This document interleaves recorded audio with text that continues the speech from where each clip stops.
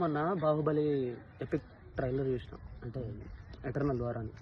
బాహుబలి అన్ని మంచి పనులు చేసిండు, ధర్మంగా ఉన్నాడు, ఇచ్చిన మాట కోసం మంచిగా ప్రేమించిన అమ్మాయిని పెళ్లి చేసుకుంటే అమ్మాయికి దూరమైన రాజ్యంలోకి వెళ్ళిపోయి హ్యాపీగా బతుకున్నాడు. అట్లాంటి టైంలో కూడా చచ్చిపోయాడు. చచ్చిపోతే ఏం కావాలి? స్వర్గానికి వెళ్ళాలి.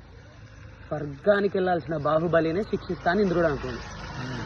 అంటే ఇప్పుడు మనం పుట్టిన కాంచి చచ్చిపోయే వరకు మనం మంచి పనులు చేసినా కానీ మనం చేసిన పాపాలను లెక్కించబడతాయి. అప్పుడు కొంతమంది అంటారు, అది ఎట్లా చెప్పినా చేసిన పాప పుణ్యాలు అనేటివి మనం చచ్చిపోయినాక మన ఆత్మని ఘోషిస్తుంది అట అంటారు. కానీ మనం చేసిన పాపాలు మనం బతుకున్నాగానే మనకు ఆ పాపాలు అనేది చూపిస్తుంది దేవుడు. అంతే, అది నిజం, అది కర్మ. అది కర్మ. ఈ పాప కర్మ అంటారు చూసినావా, అది ఎప్పుడు ఎవరిని వదిలిపెట్టి వెళ్ళిపోదు. వెంకటకు ఒక సామెత ఉంది, ఒకటి మొన్న చూసిన ఒకటి ఏంటిది,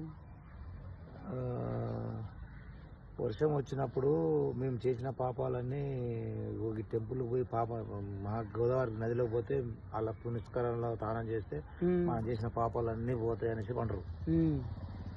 ఇప్పుడు ఇంకా గోదావరి పోతుంది, ఆ గోదావరిలో పెట్టి నేను స్నానం చేసిన అనుకో నా పాపాలు అన్నీ పోయినాయని అనుకుంటా.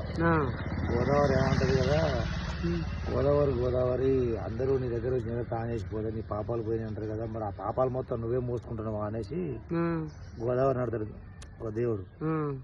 గోదావరి ఉంటది, నేనేం చేస్తా స్వామి, నేను కూడా తీసుకుపోయి సముద్రంలో కలుపుతా స్వామి అని సముద్రం పేరు చెప్తుంది. సముద్రం పేరు చెప్తే సముద్రుడు ఏమంటాడు, నేనేం చేయను స్వామి, నేను మేఘాలకు ఇచ్చేస్తా స్వామి అని సముద్రుడు అంటాడు. నేను మోస్తాను పాపాలని అవి మొత్తం మేఘాలకు ఇచ్చేస్తా అని అంటది. మేఘాలు ఏం చేస్తాయి, ఏంది మరి మీరు అనుభవిస్తారు వాళ్ళ పాప పుణ్యాలు అంటే, నేనేం చేస్తా స్వామి, మేఘాలనే వర్ష రూపంగా వాళ్ళ మీద వేస్తాను అంటే ఎవరికి రివర్స్.